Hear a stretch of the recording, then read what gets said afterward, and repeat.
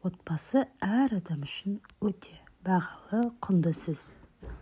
Бұл жерде біз әрине қамқорлықты, сүйіспеншілікті, адалдық пен адамдықты үйренеміз.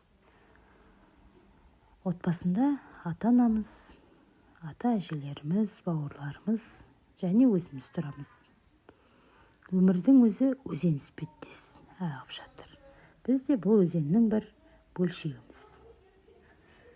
Ал енді осы мен де бір өмірдің бөлшегімін, өзеннің бөлшегімін деп біздің дүниеге шыр етіп келген сәтімізден бастап, осы кезге дейінгі, яғни мектепке барған сәтіміз, қазір міне гимназия табалдырығын аттап, гимназия оқушысы атанып отырған сәтіміздің барлығын осы суретке бейнелеп көрсетсек, және де өзіміздің салған суреттерімізді тобымыздың алдына шығып баяндап берсек.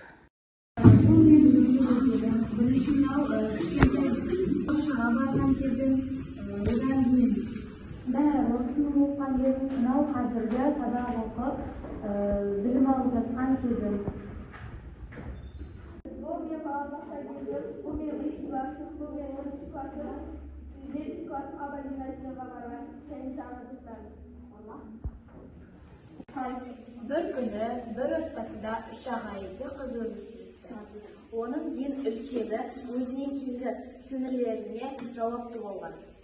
Одан кейін ортаншысы ата-анасына көмектесіп, бауырларына қараласып жүрген екен.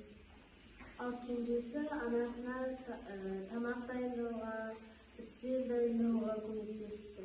Олар өте тату-тәтті болыпты. Бір-біріне қамқор болыпты.